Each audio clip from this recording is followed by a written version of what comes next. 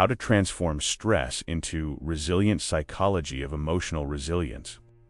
Stress is the invisible weight pressing against modern life, and yet it has accompanied humanity since its first steps on this earth. It is there when you wake with a racing heart before an important decision. When deadlines compress your chest, when unexpected events shake the fragile order of your days. Most people see it only as a destructive burden, a poison to be avoided or suppressed, but that interpretation is incomplete. Stress is not just a signal of weakness or danger. It is an immense reservoir of energy waiting to be channeled. The very sensations that make you feel cornered, the accelerated heartbeat, the tight breathing, the flood of adrenaline are the same signals nature designed to awaken your strength. What if the tension you fear most is, in reality, the key to unlocking your resilience?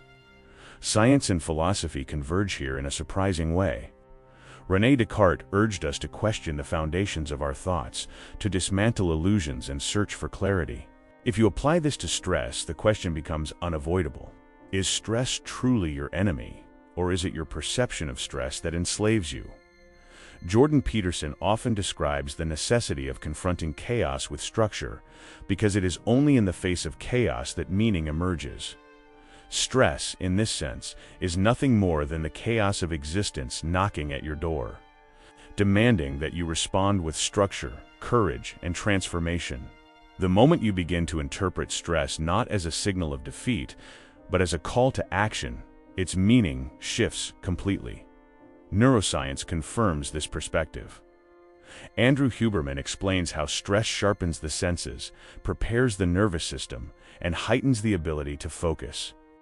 What we call stress is the activation of survival circuits, the body's attempt to prepare you for something greater. The problem is not the response itself, but the chronic misinterpretation of it. When you believe that stress is only harmful, you fight against your own biology, and every wave of cortisol feels like an enemy invasion. But when you learn that the same neurochemistry can be redirected, you open the door to resilience. Stress is the raw material. Resilience is the refined product, and your perception is the alchemy that transforms one into the other. Ancient wisdom anticipated this truth. Marcus Aurelius, in the middle of battles and political storms, wrote that the obstacle is not what blocks the path, but the path itself. He was describing stress without naming it, pointing to the same reality neuroscience now validates. Adversity is not the interruption of life. It is life itself demanding growth. Montaigne, in his quiet reflections, taught that questioning our fears strips them of their absolute power. By observing the storms of the mind, we begin to notice that they are not eternal, and in that recognition lies the seed of resilience. Think of your own experiences. How many times did you look back at a period of intense stress and realize it had transformed you into someone stronger, more capable, more aware? In the moment, it felt unbearable. With distance, it became the chapter that reshaped your identity. This is not a coincidence. It is the very mechanism of adaptation that evolution designed. Stress prepares, challenges, destabilizes, and then forces you to reorganize at a higher level. Without stress, there is no growth. Without discomfort, there is no expansion. Without challenge, there is no resilience. This journey we begin now is not about eliminating stress from your life. That would be both impossible and undesirable. The real path is to awaken to the hidden message behind every wave of tension. Stress is not an accident, nor a punishment. It is the forge where the self is tempered. It is the raw chaos that, when met with clarity, discipline, and meaning, gives birth to the unbreakable self. Over the next chapters, you will see how neuroscience, psychology, and philosophy meet to reveal this truth. You will understand how neurotransmitters shape your inner states, how your perception creates new narratives, how ancient wisdom offers guidance, and how practical rituals can convert pressure into power. The promise is simple. You will never see stress the same way again. The hidden gift inside stress. Stress is often portrayed as a thief, stealing peace, clarity, and control. Yet hidden inside it lies a paradox that few recognize. Stress carries within it the very energy needed to build resilience. Think of a storm. On the surface, it is violent, chaotic, and unpredictable, but in its heart lies the force that renews landscapes, cleanses the air, and reshapes the environment. Stress works the same way inside the human mind and body. The pounding heartbeat, the shallow breath, the restless thoughts are not just signals of vulnerability. They are the body's way of unlocking reserves of power we rarely access in calm states.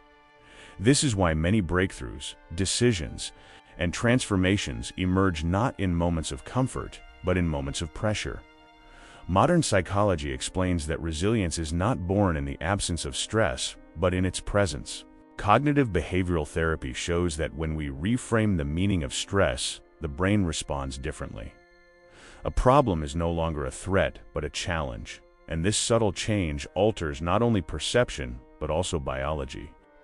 Cortisol, adrenaline, and dopamine stop being destructive chemicals and instead become allies in sharpening focus, fueling determination, and anchoring memory. What seemed like a breaking point becomes a starting point for growth. The hidden gift of stress is precisely this. It pushes you to reorganize, to expand, and to activate capacities you would never discover in silence. Neuroscience deepens this insight. Andrew Huberman demonstrates that stress prepares the nervous system to face uncertainty, activating pathways that, when trained properly, become stronger over time. Each stressful event becomes a small exercise for the brain's resilience circuits, similar to lifting weights in a gym. Just as muscles grow by resisting pressure, so does the mind grow by learning to dance with stress.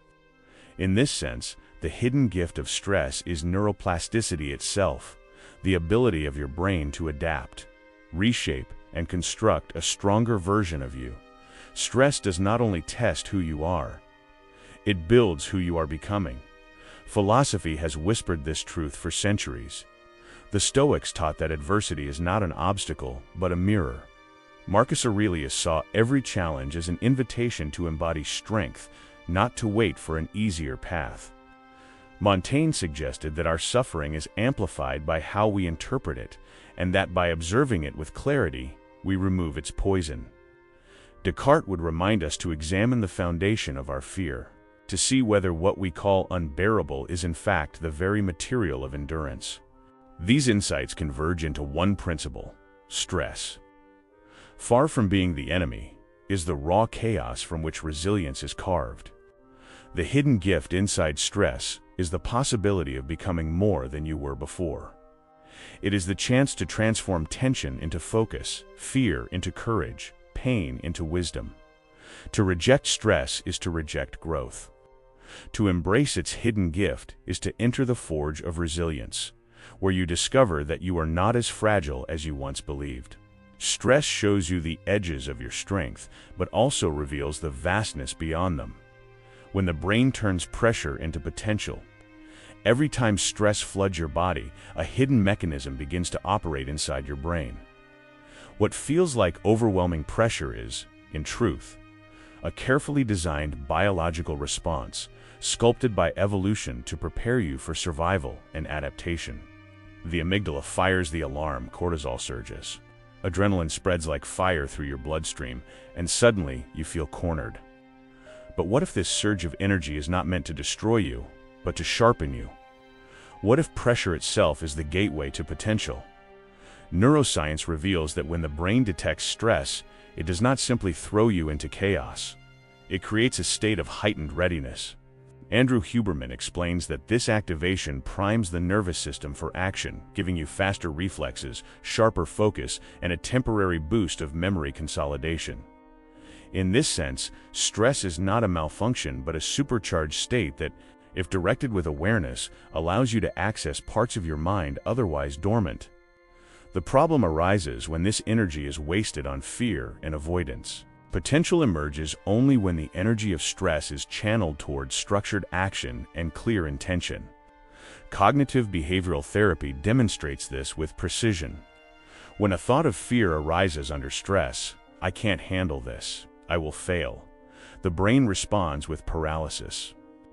But when the thought is reframed, this is an opportunity to grow. I am being trained for something greater. The same brain circuits trigger resilience instead of collapse. Neuroplasticity ensures that each repetition of this reframing strengthens the pattern, building mental highways that transform pressure into a tool for expansion. Over time, the brain learns that stress is not a cage but a springboard. History provides living examples of this principle. Great leaders, philosophers, and scientists rarely discovered their strength in calm and comfort. They were shaped in moments of overwhelming tension. Marcus Aurelius governed Rome under unrelenting pressure, yet his meditations reflect calm, clarity, and wisdom. These were not born despite stress, but through stress. The same dynamic is available to you. Every time your brain enters a state of pressure, you stand before a choice: collapse into fear or channel that surge into potential. When you begin to see stress as a temporary state of readiness, a biological gift designed to awaken hidden capacity, everything changes. Pressure no longer suffocates, it ignites. Fear no longer defines, it instructs. The brain does not betray you in moments of stress, it equips you. Your task is to learn how to redirect that energy into focus, discipline, and resilience. This is where pressure becomes potential, and where your future self is silently being built. Dopamine, cortisol, and the resilience code. Inside your body exists a silent orchestra of chemicals shaping the way you experience stress and resilience. When pressure arrives, cortisol is the first to rise, sending the body into a state of urgency. Your heart races, your breath shortens, and every nerve sharpens its attention. For most people, this moment feels like the beginning of collapse, but in reality, it is the beginning of possibility. Cortisol is not punishment, it is preparation. It mobilizes energy, sharpens senses, and signals the brain that adaptation is required. Without cortisol, you would not have the spark that wakes you in crisis. The problem begins when it lingers too long, creating exhaustion. But if managed and reframed, cortisol becomes the ignition for growth. Alongside cortisol, dopamine enters the picture. Often called the molecule of motivation, dopamine is what transforms struggle into progress. When you set a small goal in the middle of stress, a step forward, a decision made, a moment of clarity, dopamine rewards the brain with focus and drive. Andrew Huberman has shown that dopamine is not simply released at the moment of achievement, but also when the brain anticipates progress. This means that resilience is not built in the absence of stress, but in the act of turning stressful moments into meaningful challenges.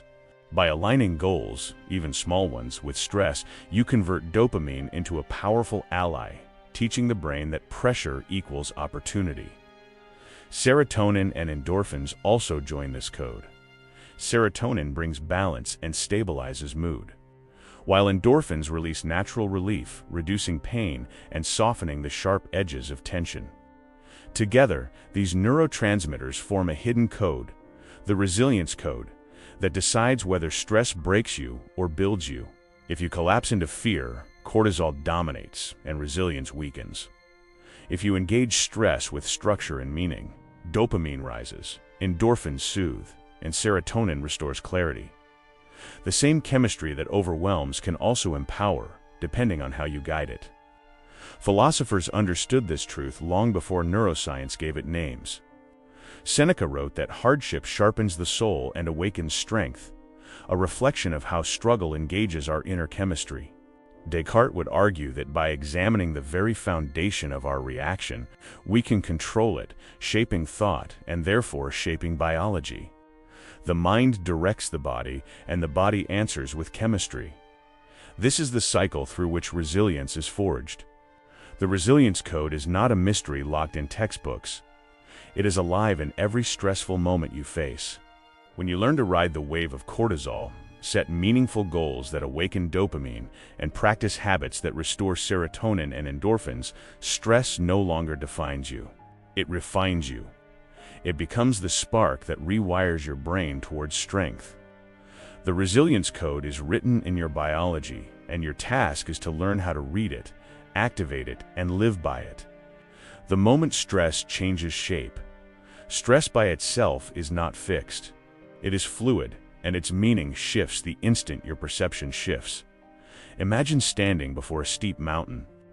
To one person, it appears as an impossible wall, a threat too overwhelming to face. To another, it is the challenge that awakens courage, the climb that will reveal hidden strength. The mountain is the same, but the interpretation changes everything. Stress works in precisely the same way. What feels like chaos when resisted can transform into clarity when embraced. Psychology calls this cognitive appraisal, the process of assigning meaning to what happens. When you label stress as danger, your body collapses under its weight. But when you label it as challenge, the very same biology, cortisol, adrenaline, heightened focus becomes fuel. The change is not in the external event, but in the inner narrative. Jordan Peterson describes this as confronting chaos with order. The stress itself is chaos, but when you face it with structure, it reshapes into a pathway toward meaning. That is the exact moment stress changes shape, when fear becomes fuel, when anxiety becomes awareness, when pressure becomes progress. Neuroscience supports this transformation. Andrew Huberman has shown that simply reframing stress, telling yourself, "My body is preparing me for action instead of I am panicking," creates a measurable shift in performance and resilience. The heartbeat you feared becomes the rhythm of readiness. The trembling you despised becomes the spark of energy. The story you tell your mind teaches the body how to respond. Neuroplasticity ensures that the more often you practice this reframing, the stronger the pattern becomes, until your brain automatically transforms stress into growth. Philosophy anticipated this centuries ago. Marcus Aurelius insisted that the obstacle is not what blocks the way, but the way itself. In other words, adversity does not prevent progress, it defines it. Montaigne reflected that our suffering is often magnified by interpretation, not reality. Descartes would remind us to return to first principles. If stress is only an event plus interpretation, then mastering the interpretation is mastering stress itself. The moment you shift perspective, the moment you ask, "What is this teaching me?" instead of "Why is this happening to me?"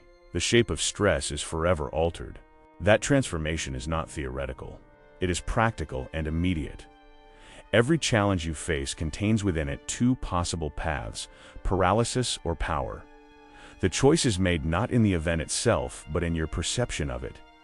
The moment stress changes shape is the moment you reclaim authorship of your story, refusing to be a victim of circumstance and choosing instead to be the architect of resilience. Resilience as emotional alchemy. Alchemy was once seen as the attempt to turn base metals into gold, but its deeper meaning has always been transformation. In the same way, resilience is the alchemy of the soul, the art of transforming heavy emotional states into clarity, strength, and balance. Stress enters like raw, unrefined material, chaotic, heavy, overwhelming. Resilience is the process that reshapes it into something of higher value. It is not about escaping discomfort, but about refining it until what once felt unbearable becomes the source of new power. Psychology describes this as emotional regulation, but the metaphor of alchemy captures its depth. When anger, fear, or despair arise under stress, the instinct is to resist or suppress them. Yet resistance only multiplies the weight. Emotional alchemy begins when you allow yourself to see these states as signals, not as sentences. Cognitive behavioral therapy offers tools for this shift: identifying distorted thoughts, reframing them, and acting from a new perspective. In this process, fear can become awareness, anxiety can become preparation, and frustration can become determination. Each negative emotion becomes raw material in the hands of a conscious mind.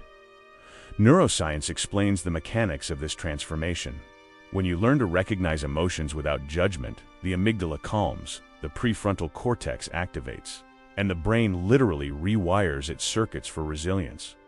Andrew Huberman's studies reveal that simply naming emotions begins the process of regulating them. By acknowledging stress instead of denying it, you start the alchemy of turning tension into structure. Joe Dispenza expands this idea, showing how repeated practice of new mental states reshapes not only the mind, but also the body, embedding resilience as a new baseline. Philosophy has always pointed to this power of transformation. Marcus Aurelius saw anger not as an uncontrollable force, but as an opportunity to practice patience and strength. Seneca argued that suffering refines the soul the way fire refines gold. Descartes would insist that clarity arises when we dismantle confusion, transforming raw perception into structured understanding. Montaigne, through introspection, showed how observing emotions with honesty converts them into wisdom. In each case, the principle is the same. The heavy state is not the end. It is the beginning of a transformation. Resilience as emotional alchemy means you no longer fear your emotions. You engage them, reshape them, and discover that inside every wave of stress lies a seed of strength. The storm does not end your journey. It provides the very wind that carries you forward. By practicing this alchemy daily, stress ceases to be a destructive weight and becomes the raw gold of inner evolution. The body remembers what the mind creates. Every thought you repeat leaves an imprint, not only in your mind, but also in your body. Stress proves this with undeniable clarity. When you live under constant pressure, your muscles tense as if carved into stone, your breathing grows shallow, and even your posture collapses inward. The body remembers what the mind creates, and if your inner world is dominated by fear and tension, the body will store that story in its very tissues. This is why stress often lingers even after the external problem has passed, because the body has memorized the state of survival. Neuroscience explains this phenomenon through the principle of neuroplasticity. The brain wires itself according to repeated experiences, and the nervous system learns patterns the same way muscles learn movements.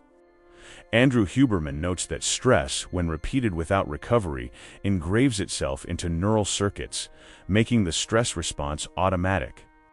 This means the body reacts to triggers not because danger is present, but because it remembers the shape of fear. Joe Dispenza expands on this, showing how emotions can condition the body to live in the past, replaying old stress even when the present moment is safe. The body becomes a living archive of unresolved mental states. Yet this same principle reveals a powerful truth. If the body remembers stress, it can also learn resilience. Just as repetition carved tension, new repetition can carve strength. Breathing practices, conscious posture, and mindful movement send signals back to the brain, teaching it a new state of safety. Cognitive behavioral therapy shows that when thoughts shift, the body follows. But equally, when the body changes, when you breathe deeply, relax your shoulders, lift your chests, the mind receives new evidence, and the cycle rewrites itself. The body is not just a victim of stress, it is also a gateway to resilience. Philosophy echoes this connection. Aristotle believed that virtue is cultivated through repeated action, and in this sense, resilience is a bodily virtue as much as a mental one. Marcus Aurelius trained his body as he trained his mind, recognizing that discipline in one strengthens the other. Descartes emphasized the union of mind and body, suggesting that clarity of thought and discipline of action must walk together. Montaigne, in his Reflections, revealed that caring for the body is inseparable from caring for the soul. Each of these perspectives reminds us that resilience is not purely abstract, it is embodied. The body remembers what the mind creates, but you are the author of that creation. You can allow stress to carve patterns of fear and exhaustion, or you can train new patterns of calm, focus, and strength. Every breath, every posture, every conscious choice becomes a message to your nervous system. I am safe. I am ready. I am resilient. Over time, the body will remember this story too, carrying resilience as naturally as it once carried tension. The silent power of emotional labeling. When stress rises, emotions often appear as an overwhelming wave: fear, anger, frustration, anxiety, yet most people experience them as an indistinct storm with no clear shape. The mind races, the body reacts, and it feels impossible to regain control. But hidden within this chaos lies a simple and silent tool: the act of naming what you feel. Neuroscience shows that labeling emotions disarms their intensity, bringing order to what seemed like unmanageable confusion. By saying this is fear, this is frustration, or this is sadness, the brain shifts activity from the amygdala, which fuels panic, to the prefrontal cortex, which organizes and regulates. The simple act of naming transforms emotion from master into messenger. Andrew Huberman explains that labeling emotions is not suppression, but clarification. Suppressing is pushing feelings into the shadows where they grow stronger, while labeling brings them into the light where they lose their disproportionate power. Joe Dispenza notes that when we name emotions, we interrupt the automatic loop that keeps the body reliving past stress. The nervous system calms because it no longer fights an invisible enemy. It now sees what it is facing. Cognitive behavioral therapy uses this very method, encouraging individuals to describe thoughts and feelings precisely, because once they are named, they can be reframed. Philosophy anticipated this long before neuroscience measured it. Marcus Aurelius wrote his Meditations not to suppress emotions, but to confront them, line by line, with clarity. Montaigne used writing to examine his fears, discovering that most of their weight vanished when exposed to language. Descartes emphasized the necessity of clear definitions in thought, because without clarity, confusion reigns. In each of these approaches, the principle is the same. Naming gives form, and form brings control. The silent power of emotional labeling is that it requires nothing external, no special tool, no elaborate ritual, only the courage to face what you feel, and the discipline to put it into words. Stress becomes less frightening when you can say, "This is uncertainty," and uncertainty is part of growth. Anxiety becomes less paralyzing when you recognize, "This is my body preparing me for action." Naming emotions does not erase them, but it converts chaos into information, and information is the beginning of resilience. By practicing emotional labeling daily, you teach your brain to pause before reacting, to observe instead of drowning, and to transform overwhelming intensity into manageable clarity. In this practice, the storm of stress does not disappear, but it loses its power to dominate you. The simple act of naming becomes an act of freedom, reminding you that emotions are signals, not sentences, and that resilience often begins with a single word: training discomfort without breaking. Resilience is not forged in comfort, but in controlled exposure to discomfort. Just as muscles only grow when pushed against resistance, the mind strengthens when it learns to face stress without collapsing under its weight. The paradox is that by willingly entering moments of controlled stress, you expand your capacity to endure life's unavoidable storms. This is why athletes submit to exhausting training, why philosophers practiced voluntary hardship, and why modern neuroscience supports small doses of challenge as a path to resilience. It is not about breaking yourself. It is about training the nervous system to recognize that discomfort is survivable and even transformative. Andrew Huberman explains that when the body experiences brief, intentional stress, whether through cold exposure, intense exercise, or public speaking practice, the nervous system adapts. Cortisol rises temporarily, adrenaline spikes. But instead of leaving scars, these events recalibrate the system to recover more effectively. Over time, the brain rewires itself to see stress not as a catastrophe, but as a familiar signal that can be managed. This adaptation is neuroplasticity in action. The nervous system learning that what once felt overwhelming is now tolerable. By repeating this cycle, resilience becomes a trained response, not a vague concept. Cognitive behavioral therapy echoes this through exposure techniques. By gradually facing situations that provoke fear or anxiety, individuals learn that avoidance only fuels weakness while engagement builds strength. Each exposure acts like a weight lifted, conditioning both brain and body to stand firm in the face of pressure. Stress loses its destructive edge when you teach yourself, through practice, that discomfort is not fatal, but formative. The Stoics anticipated this wisdom. Seneca advised practicing poverty and discomfort to prove to oneself that fear of hardship is often worse than hardship itself. Marcus Aurelius endured daily challenges by treating each as an exercise of the soul, a rehearsal for resilience. Descartes, with his rational clarity, would point out that training discomfort exposes the illusions of fear, stripping it to its core and revealing it as nothing more than perception amplified by thought. Each of these voices reminds us that resilience is built by stepping into difficulty, not by running from it. Training discomfort without breaking means respecting limits while refusing to hide from challenge. It is about cultivating a disciplined relationship with stress, choosing when to face it, allowing it to sharpen you, and stepping back before it overwhelms. In this balance lies strength. Each moment of discomfort becomes a lesson, each deliberate challenge a rehearsal for life's unexpected storms. Over time, you discover that resilience is not something you hope for in crisis, but something you have already trained, quietly and steadily, in the arena of controlled discomfort. Wisdom beyond the noise. In the middle of stress, life often feels like noise-scattered thoughts, racing heart, and a flood of emotions that seem impossible to organize. Yet hidden beneath the noise lies a kind of wisdom that only emerges when you learn to listen differently.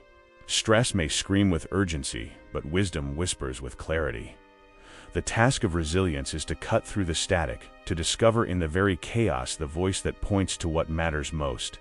When you step back and observe stress instead of being consumed by it, you realize that not every demand is essential, not every fear is real, and not every thought deserves your obedience. Ancient philosophy thrived on this perspective. Marcus Aurelius reminded himself daily that the world outside may roar with conflict, but his inner reason must remain sovereign. Seneca insisted that adversity is not punishment, but instruction, that what disturbs us is often the interpretation rather than the fact itself.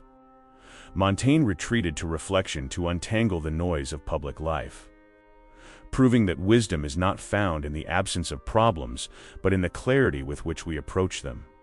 Descartes built his philosophy on methodical, doubt-filtering noise until only truth remained. Each of these approaches is an act of separating what is urgent from what is meaningful. Modern psychology and neuroscience echo the same truth.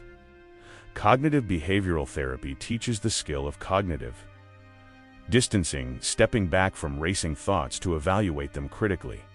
This does not silence stress immediately, but it reveals that many of the narratives fueling anxiety are exaggerations of the mind. Andrew Huberman's research shows how deliberate focus, especially through breath and attention training, reduces noise in the nervous system, bringing the brain into a state where clarity becomes possible. Joe Dispenza suggests that when you redirect attention from the chaos of the external world to the order within, you create new neurological patterns that reinforce resilience.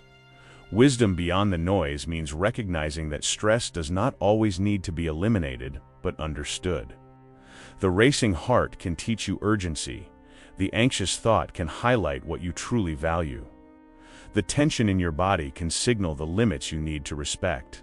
When observed with awareness, every element of stress becomes a teacher instead of a tyrant. Resilience, then, is not silence but the ability to find harmony in the noise, to distinguish signal from static, and to carry forward only what strengthens you. By practicing this perspective, you learn to pause in the middle of storms, not to escape them, but to hear the subtle truths they contain. Stress may fill the air with confusion, but wisdom cuts through, revealing direction where there once was only disorder. And it is in this act of listening beyond the noise that resilience transforms from survival into clarity, from survival to evolution. Stress was designed by nature as a survival mechanism. It kept our ancestors alert to danger, ready to fight or flee when predators lurked in the shadows. But in the modern world, those same mechanisms activate not against lions but against deadlines, uncertainty, and the pressure of daily demands. The problem is not that stress exists, is that many of us remain trapped in its primitive function, surviving rather than evolving. Resilience begins when you stop treating stress as a signal of imminent death and start treating it as a signal of transformation. Survival asks, how do I endure this? Evolution asks, how do I grow from this? Neuroscience reveals that the brain, through neuroplasticity, has the ability to adapt far beyond survival. Each stressful event is a chance to carve new neural pathways that prepare you for greater challenges ahead.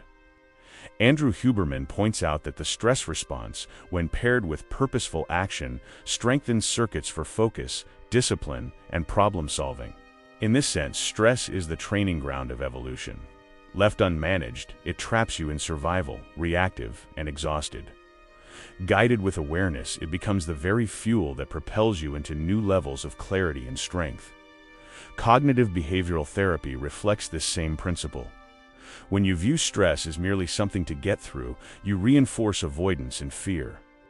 But when you reinterpret it as a challenge designed to expand your capacity, your thoughts and behaviors shift. You no longer seek only to escape difficulty, but to integrate its lessons.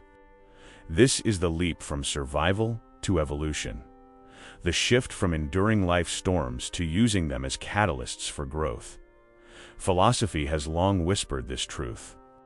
Marcus Aurelius saw every obstacle as material for virtue, not as an interruption. Seneca argued that hardship is the training of the soul.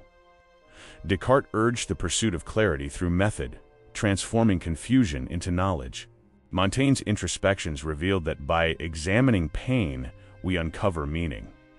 Each of these voices insists that stress is not an end but a beginning, the crucible through which the self is refined.